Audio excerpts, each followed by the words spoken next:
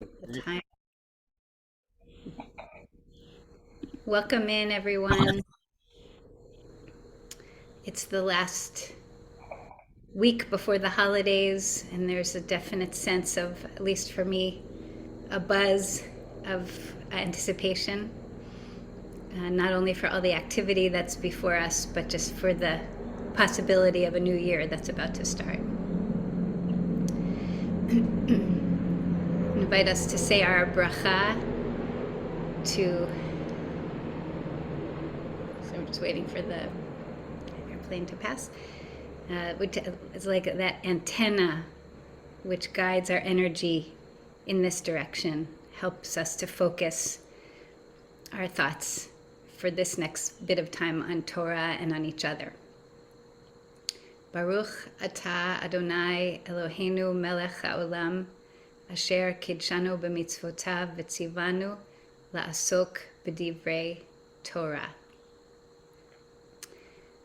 We are in Parashat Nitzavim.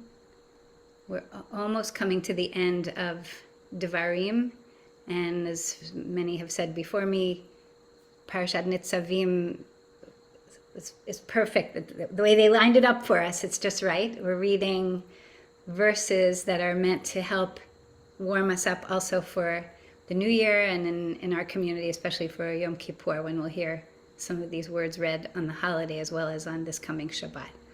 But first, a word from Isaiah. I want to just acknowledge my own schedule has been so bumpy the last few weeks. I really was looking forward to being with you all and to study together every week for the last month or so, and a number of things got in the way. So I'm especially grateful to be able to be back here, and I want to particularly acknowledge Luther and Debbie in their role as Jewish Studies chairs, who have just been marvelous partners in raising up opportunities for learning in our community, and I know will continue to do so. So let me go ahead and screen share. Can everyone see that? There. Okay, so the title for this week will make some sense in a minute, but first let's just look at this gorgeous Isaiah for a minute. This is the opening passage of the Haftarah for this week, which we will hear at Shul on Shabbat. The seventh of the 7 weeks of comfort, the 7 weeks of increasing optimism and hope and confidence. I think we're finally landing at a place of joyful confidence here. So Isaiah says in our Haftarah, Sos asis. And I just love to notice this in the Hebrew. It doesn't come across in the English translation. In the Hebrew, we get that doubled over language to emphasize itself. In the English, we get I greatly rejoice, but in the Hebrew, it's sos asis. It's the same word, as if playing with variations on a theme to emphasize that theme. Rejoicing, I will rejoice. Badonai, in God. Tagel nafshi belohai, my soul will also celebrate. And interesting to see where Isaiah goes here. Ki hilbishani bigdei yesha. Why am I rejoicing? Because I have been clothed in the clothing of salvation. Me'il tzedakah ya'atani. I'm wearing like a jacket almost of righteousness. Kechatan yichahen pe'er, like a bridegroom prepared for his adornment. V'chakala, like a bride dressed in her keleha, her jewels, her adornments. The thing that jumps out at me here that I'm so intrigued by, this theme comes up a number of times in the text, especially with this latter Isaiah, this notion that I'm rejoicing because I've put on an external garment of rejoicing. I think it's powerful because it acknowledges that depending on what the day is, we may not feel internally like rejoicing.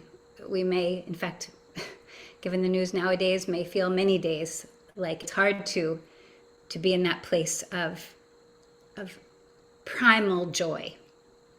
And Isaiah is offering us the possibility that it could work from the outside in. It could be that sometimes you have to put it on outside of yourself and let the outer experience influence the inner, which is what we're doing when we pray. We're taking something outside of ourselves and putting it in, putting it on, and hoping that it will help to shape the way we look at things. I was fishing around for some different musical settings of this. There are some.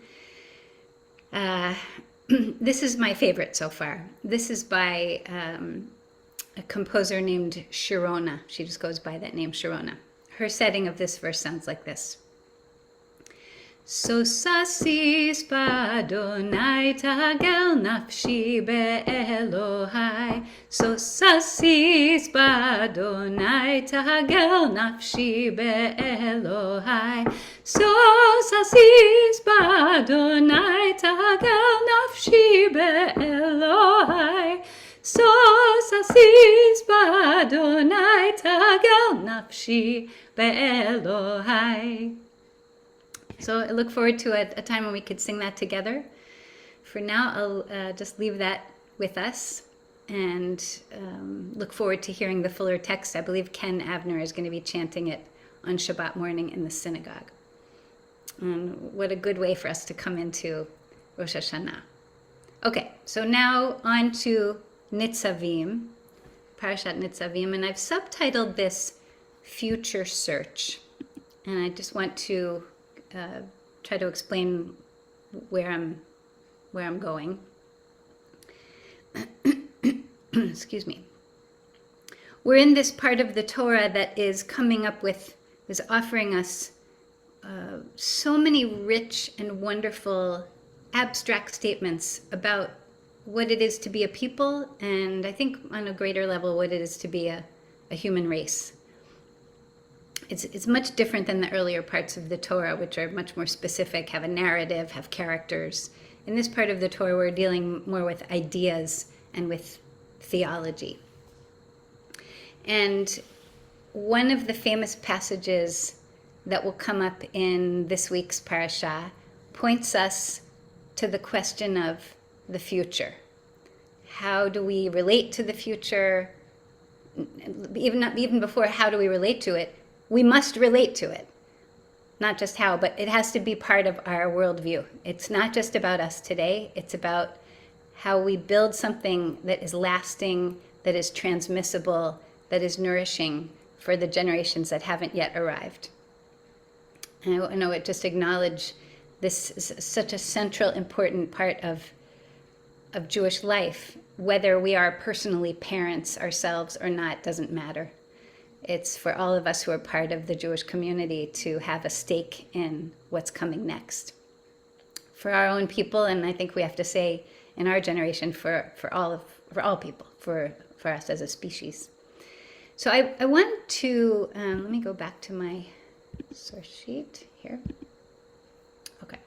So I'm going to reach, first of all the way back into the book of Exodus. I wanted to just pull out a few places where the Torah points in this direction so clearly to lead us up to where I'm hoping to go with you today.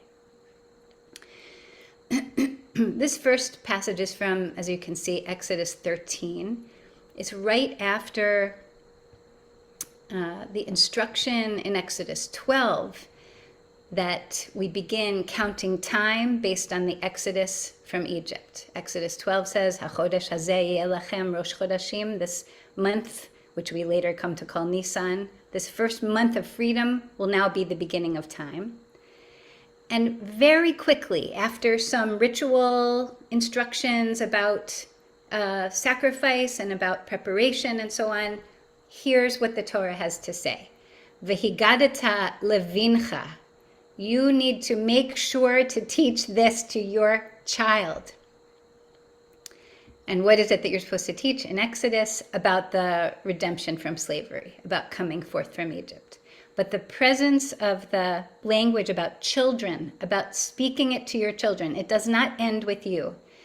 It may have started with you, but it does not end here. Okay, so that's just kind of just to get us warmed up. And now let's jump ahead into Deuteronomy, the beginning of Deuteronomy from chapter 5. And now, of course, we're in this part of the Torah where Moses is pulling together the central ideas that he is distilling from the journey they've been on for these 40 years. And he's saying to the children of Israel, this covenant that we have, this brit, it's not just with our ancestors. Because, of course, in other parts of the Torah, it says, God says to the children of Israel, I'm making this promise to you because of the promise I made to your ancestors. We hear that a number of times in Exodus, for instance. But here in Deuteronomy, Moses says, Lo et avotenu karat Adonai et habrit hazot. Not only with your ancestors was this covenant created, established, ki itanu anachnu, excuse me, also with us, ele po hayom kulanu chayim. So in this moment, we are the future that they were planning for generations ago. We have to hold this covenant. It's ours to maintain and then to transmit. Okay, and now here's something extremely familiar, I think. Deuteronomy chapter 6. And again, the emphasis on children.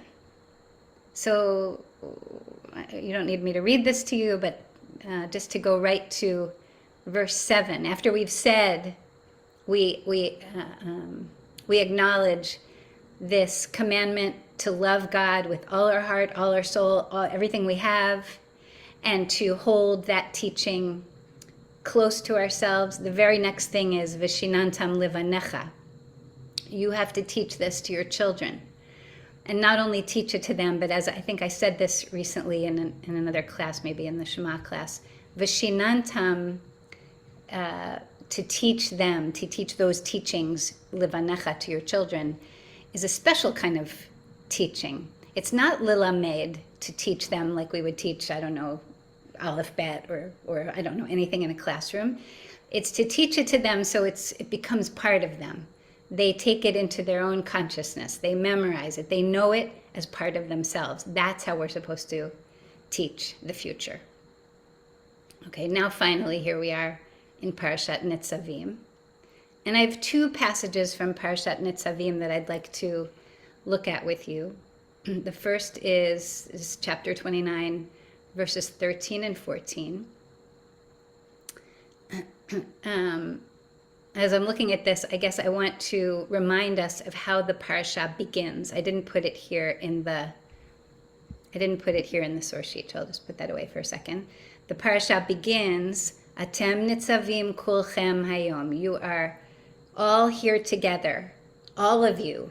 And it goes on to enumerate all of the different cohorts of society that are included in this gathering, in this affirmation. Some teach that it's not just the different cohorts of society, but all of the parts of ourselves, all of you. The part of you that doesn't understand, and the part of you that's enthusiastic, the part of you that resists, and the part of you that is affirmative. All of it is part of this covenant. That's what we hear famously on Yom Kippur morning. Okay, so let me go back now. And just a few verses later, we have this. V'lo itchem levadchem anochi koret et habrit hazot. I'm not only making this covenant, lo itchem levadchem, not only with you, ve'et ha'ala hazot. Ki et asher yeshno po imanu omed hayom lifnei Adonai Eloheinu, ve'et asher einenu po imanu hayom. This covenant is with those who are standing here today, all of those that were just mentioned at the beginning of the parasha, the leaders and the blue-collar workers, if you will. It even goes on to mention children and women who are often not mentioned specifically. All are gathered together here, and also those who are not even born yet. They are part of this covenant. So you who are alive today are responsible to make sure that it gets transmitted. Okay, so let's just look at this little bit of Rashi here on verse 14. He's commenting on this phrase, Ve'et asher einenu po, this one here. Including those who are not yet here. He says, in other words, this means with the generations that are yet to come, that will be in the future. And he further explains, Moses is not referring to people who happen to be absent from the assembly, like somebody was busy doing their laundry or something. It's about the ones who have not appeared on the planet yet, the children who have not yet been born. This covenant applies to them as well. Okay, and then just a little bit later than Rashi, Sforno, also commenting on the same passage, Ve'et asher einenu po imanu hayom, the ones that are not yet here. As he says, this is a reference to the unborn generations. You have to explain to these unborn generations in due course that you yourselves only received this land on the understanding that subsequent generations of Jews would remain loyal to the terms of your acceptance. So, my goodness, what a responsibility. You are responsible to make sure that this Torah gets transmitted in a way that the next generation will receive it and hold it. They will continue to inherit the land from you only on that basis.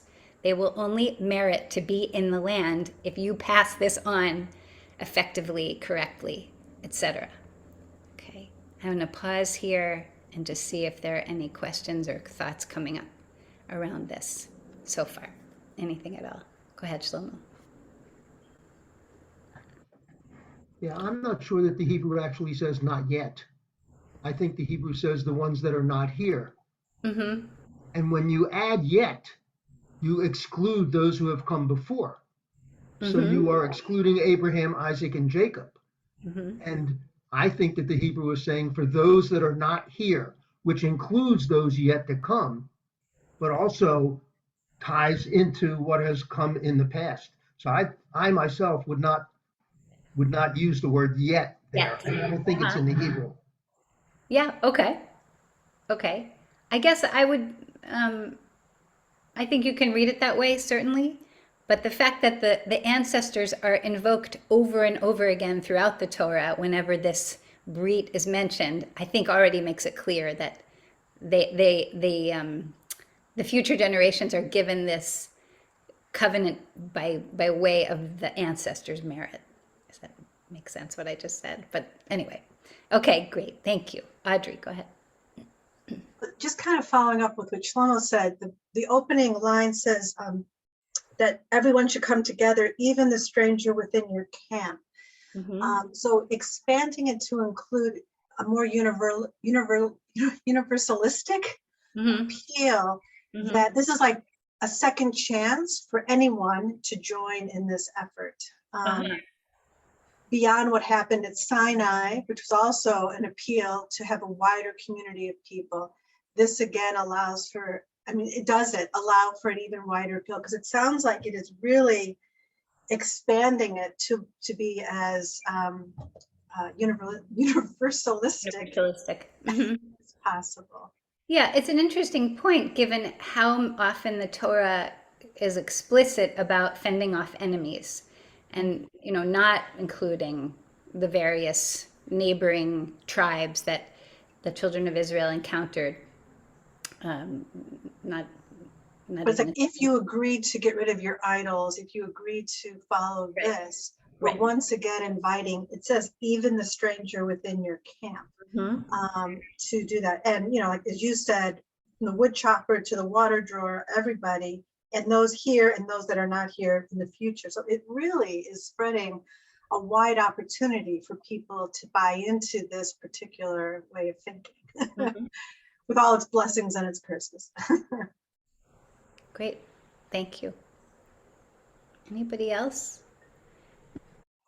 Go ahead, Mark.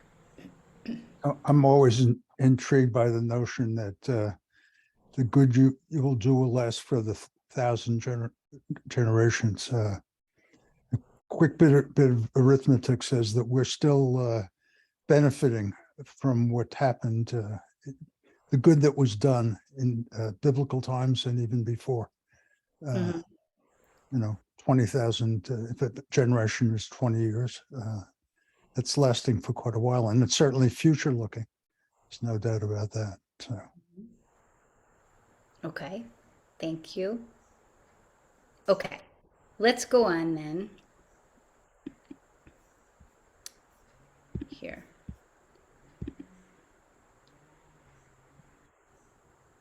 To this. Can you all see this next verse? This is Deuteronomy 29, verse 28. Hanistarot ladonai Eloheinu. The hidden things are ladonai, are part of God's realm, are only belong to God, I guess. Eloheinu, our God. V'haniglot, and the revealed things, lanu ulevanenu ad olam, are for us and for our children for all eternity. La'asot et kol divrei Torah hazot. They translate it here as to ever apply the provisions of this teaching, to do, la'asot, to do et kol divrei, all the elements of this Torah. And we could spend from here to kingdom come trying to figure out what they mean by HaTorah Hazot. Does it mean the book of Deuteronomy? Does it mean the Ten Commandments? Does it mean something else? And different teachers will offer different responses to that question. Of course, in our generation, we have all of halacha sitting in our hand as well. Is that what it means? We don't know. But I've been drawn to this verse for so long, and I don't have the answers as to what it means, but I was hoping we could grapple with it together. So first of all, it's sort of visually striking. You can see even in this Sefaria version, the dots over the word lanu, ulevanenu, and over just the ayin of the word ad are present. This is how it would look if we were looking at a Sefer Torah. It's extra dots that are placed there, extremely rare to see in the text. And as far as we know, inherited from whatever version was considered the canonical version in the first century CE. What does it mean that these dots are here? What is the scribe trying to say to us? Can I just ask, what is that word, livavenu? What does that mean in English? Oh, sorry, ulevanenu, our children. Okay, thank you. Yeah, here, if I do this, you can see the word ben right there in the middle. Can you see that? So that's ben, like son, and to is something like that, the prefix, and nu at the end is ours, belonging to us. So our children, towards our children, or to our children. Go ahead, Luther. Well, I'm mindful that whenever this was written down on parchment, punctuation really had not been invented. It wouldn't be invented for another millennium or more. Mm-hmm. But this is like italics. Mm. The extra emphasis to those words. Mm-hmm. Okay, and then why? It says for us and our children, and it's really, really driving it home. You guys and everyone who comes after you. Mm-hmm. Mm-hmm. These are words, as far as we know, being spoken to a first generation, or by now it's a second generation already, of redeemed slaves. They don't really have much history, and so they don't much have a sense of future either. They're sort of dropped out of time. And one of the things the text, I'm just agreeing with you, Luther, is saying, you need to remember that there's a whole future that's going to unfold here. It's not just about you. Go ahead, Myrna. Don't forget to unmute. Just sort of building on that point, they haven't come to the promised land yet. This is a kind of interregnum, if you will. They're a generation or so removed from slavery, and they're X number of years removed from the building of a new identity as a nation. And I'm so struck by the emphasis of teaching it to your children. I mean, it's very wise, because if you don't teach it to your children, that's the end of your tradition. And so the repetition and the emphasis of teaching it to your children so that it does continue. And I think it's particularly it speaks to a generation that doesn't have the roots of stability. They're wandering. They're not in their own land. So I think these words are really, they're extremely wise for one thing, and practical and important specifically to this generation that really has to build the nation. Kol kavod. Thank you. Go ahead, Gil. I like Luther's comment that this is like italics. That's a great observation. That's a great observation. But often this means that the people who actually wrote this down don't know what it means, or it's in the wrong place. One thing to think about is that it's for us and our children ever to apply the provisions of this teaching. It's like what happens later in the parsha, at the end of this parsha, which is very short, that Moses reminds the children of Israel that this is not overseas or someplace far away that you have to deal with it. It's right in front of you. It's in your heart and your mouth to do. And this is to emphasize that fact. He emphasized this several times. If you read the Parsha, that this is your business, your job to do it. God knows the things that you don't know, but most of this law is yours. It belongs to you here on this, in this life, in this earth. It's not God's. It's for you to do. It begins right around. Oh, go ahead. Sorry. And Moses here at the end reminds them over and over again of this fact. Thank you for bringing in that that additional famous passage that we also oftentimes hear on the holidays. Lo bashamayim hi.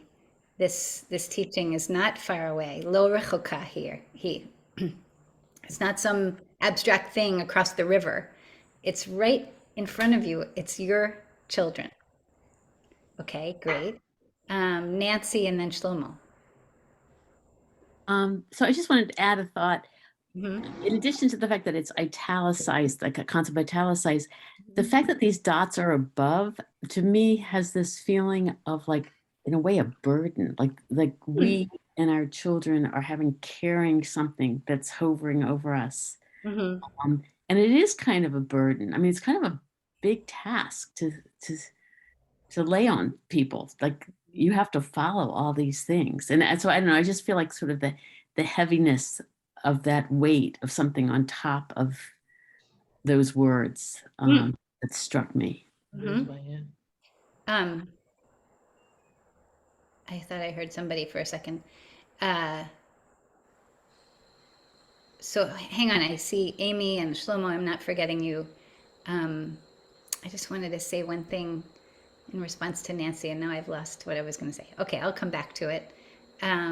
Shlomo, Amy, Steve, and then Mim. I don't know if I just heard your voice, but we'd be happy to hear from you too. There you are. Okay. Shlomo, go ahead. Yeah, I think that there are maybe 3 or 4 or 5 other places where dots appear in the Torah above certain words. And if we're trying to figure out what those dots may mean, it might be of interest to look at all the 4 or 5 different places where they occur and see if we can figure out any similarities or anything that, and maybe it is italicizing for emphasis, so it's an interesting question, but there are other places where this appears. Yeah, I'm thinking, I don't know all of them, but I'm pretty sure that one of them is when Joseph is with the wife of Potiphar and he pushes her away and says, "Don't come near me. I'm not going to bed with you." I think that I can't remember exactly. I'd have to look it up. But one of the words in that little moment in the Torah also has these dots. And I've always understood it the way Luther is saying, that it's like as if the text could be italicized. But we don't know. Amy, go ahead. I just want to make a comment about this in its entirety, because I may be misreading it, but this makes me think about something different, which is we don't say who concealed acts, who was concealing their acts. Right. So I'm thinking, like, if you as a person conceal your acts, God knows about it. And that's between the two of you. But when you're behaving overtly, others can judge you and see what you're up to. And for the sake of especially your children, you better follow the Torah, follow the teachings. Kol hakavod. You're right in line with the major commentators, as we'll see in just a minute. So thank you. Great. Okay, Steve and then Mim. So it comes, it hits me that this talk about the dots, and I think very, very appropriately, Luther's mention of italicizing, that this was potentially a way over a certain period of time for emphasis to be added, and not necessarily all at one time. This is sort of hypothetical, not a, what's the word when you're not expecting an answer? Not hypothetical. Rhetorical? No? Rhetorical question of, was there debates amongst the scribes who were writing, drawing up new Torahs or new scripture, if it was pre-Torah writing, to say, oh, well, this dot was added by, Rev so-and-so, and we don't really agree with this emphasis. We think there should be a couple dots over here, whether there was some evolution of the situation to what it is today. Just a thought. Yeah, I mean, we'll never know. And I ridiculous as I may be, I sometimes look at this and think, as in, if Mel Brooks was giving his own commentary, he would say, "Oh, somebody spilled a dot, and they couldn't get rid of it, so they made it into a special commentary." But in fact, it was just a mistake, sort of. But we won't know. Mim, go ahead. Am I? Yeah. Hi. I was thinking a couple of things. One is, we don't have the trope in front of us. Well, yes, we do. We do. Okay. And there's nothing special about the trope on those words. It's not like. No, it's pashta. Ulevanenu. Yeah, it's a very common. Yeah. So it's not like it's a pazer or something. Nobody came in and gave it a shalshelet or some special trope. Yeah. So I'm kind of with Mel Brooks on this one, but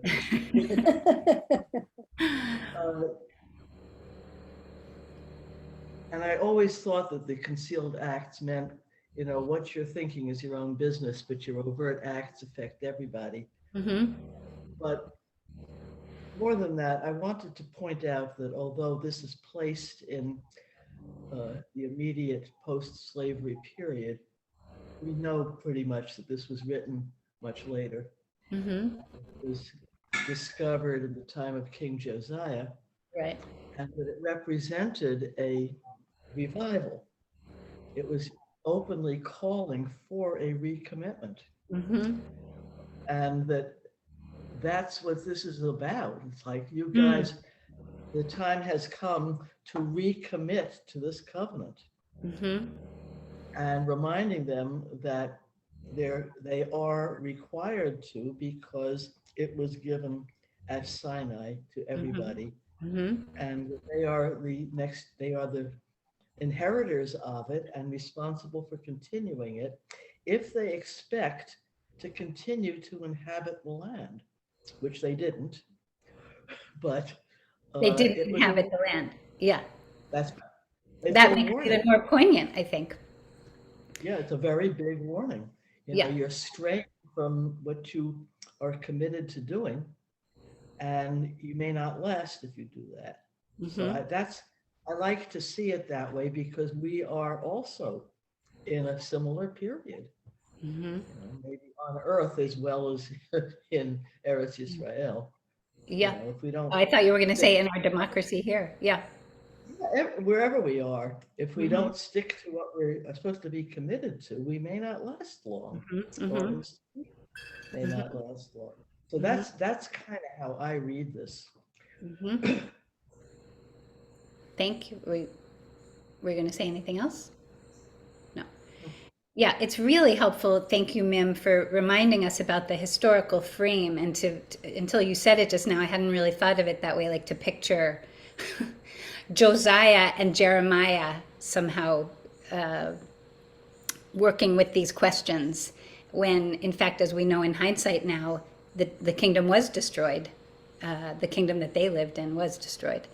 And the possibility of the future was at least badly weakened, if not, cut off altogether. And it's what a contrast, just for a second, to hold on to that and to roll ourselves back up here to Isaiah, who's saying the redemption, the moment of redemption is at hand, and we can now celebrate. We're going home. That future is ensured, at least for this moment. Mark, go ahead. Yeah, I just wanted to relate this back to the Isaiah as well, and that is the coat from the outside and the overt in this part. One can't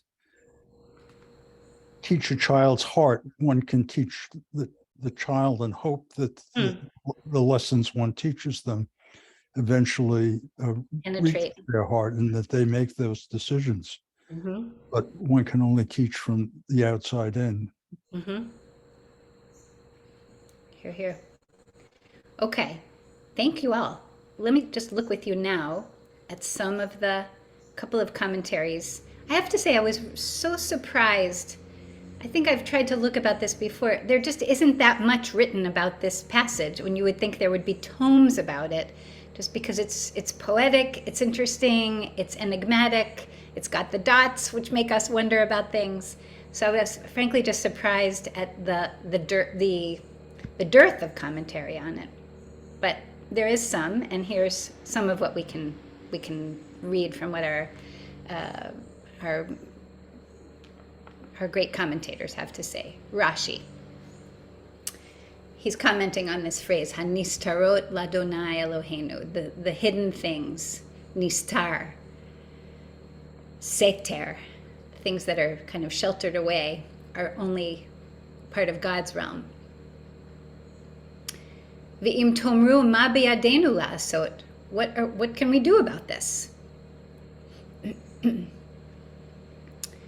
It looks like God is threatening the whole community with punishment because of the sinful thoughts of one individual, or maybe just a few individuals. But surely no one person, I'm skipping down here, can know the secrets of their neighbor. We have no idea what's in our neighbor's mind, unless they tell us. Now I reply, God is saying, I do not threaten to punish you because of the secret thoughts, for these belong to God. And God will exact punishment on that person with their own thoughts. But those things which are revealed belong to us and to our children, that we may put away the evil from our midst. So I think it was Audrey or Amy, one of you before, was saying, what's in front of us, we do have to deal with. We can't be in charge of what we don't know. Those things are only God knows, and we can't be held responsible for them. But the things that are revealed, those things which are revealed, belong to us and to our children, that we may put away that evil from within our midst. And if we do not execute judgment upon them, the whole community will be punished. and he goes on to say, there are dots on the words lanu ulevanenu to suggest that even for the revealed sins, God did not punish the community until they had crossed the Jordan, until they had taken possession of the land, from the moment when they took upon themselves the oath at Gerizim and Ebal, which is a reference to a different moment in Deuteronomy.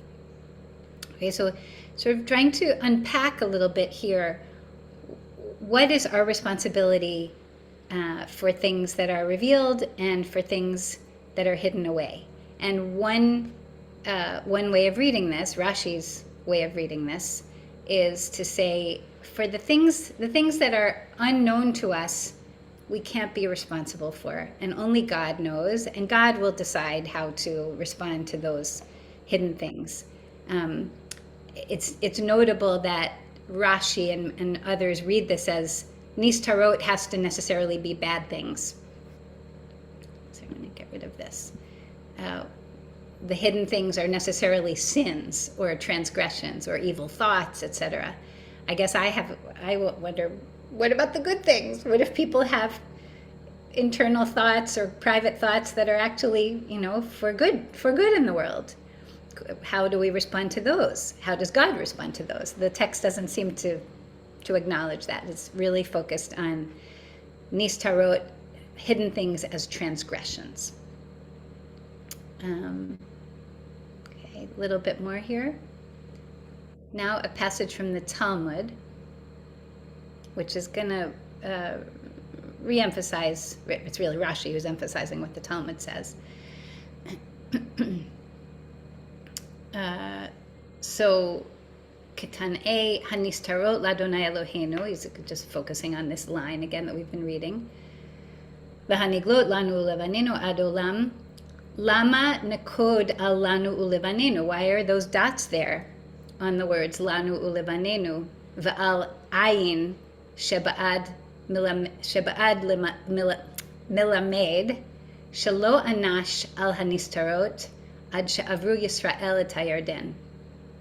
So again, the bolded black here is the actual words of the Talmud, and the unbolded part is the editor filling in for us so that we can make sense of it.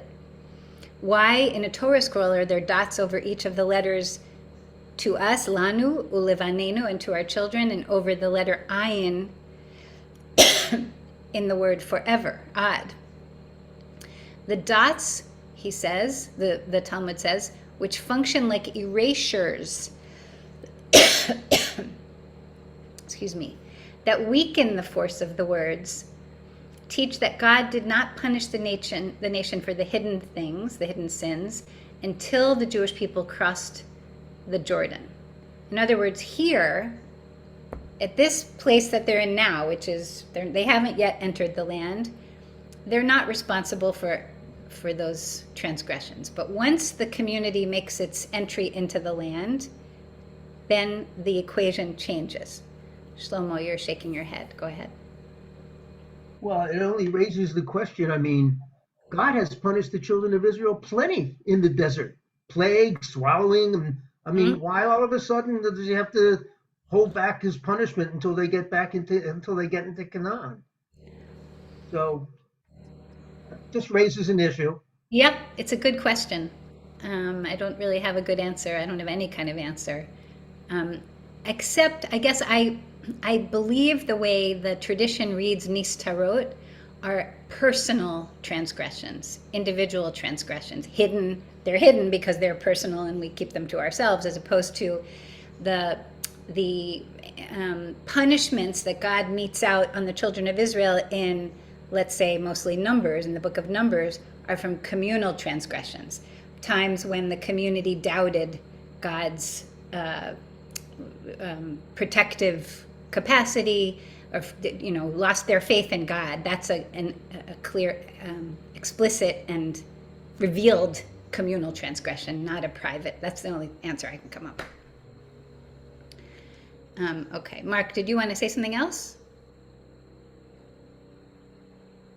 Okay, Nancy, go ahead, and then just want to. I have a question about the original text where it talks about the hidden versus the concealed acts.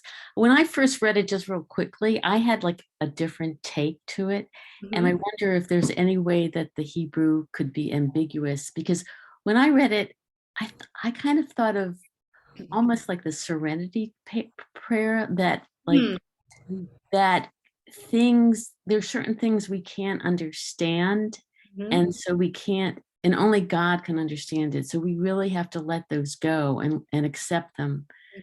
But things that are actually under our control, that are really, that we just need the courage to act on them and do the best we can. So in other words, we have to, I mean, we have to work to strive to improve the world. Our actions may not improve the world, but we have to like take it upon ourselves to try to do our best to do it. So I'm just wondering, is there any ambiguity in the Hebrew that would? You mean to read it as nistarod, as God grant me the serenity to, I'm going to get this wrong, the order that this goes in, to accept the things I cannot change, to courage to change the things I can, and the wisdom to know the difference.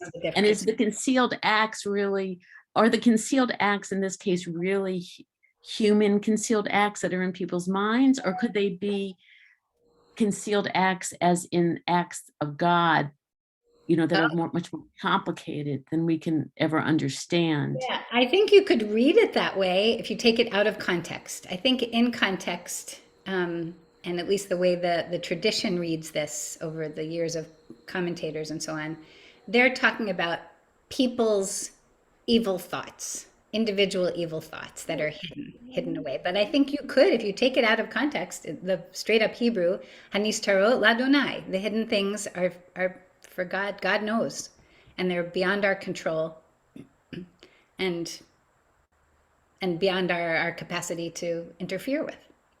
Yeah. Okay. In the time remaining, I just wanted to share a commentary. This isn't a contemporary commentary that points us towards the coming holiday and the vidui, the confession that we say on Yom Kippur. The vidui of Yom Kippur provides another interpretation. During the vidui, we ask a fundamental question. Why must we confess our sins if God already knows everything? Never revealed secrets and secrets of every individual. Sorry. I didn't. Here he's quoting the vidui. These 3 lines. Ata yodea razeh olam. V'ta'alumot sitrei kol chai. Sitrei kol chai. The things that are beseter, that are hidden away inside of every person. I'm just giving you the Hebrew of this. Ata chofes kol chadre baten uchelayot uvochen kelayot valev. And uvochen, like search out in the innermost organs that we have, in our kishkas, literally.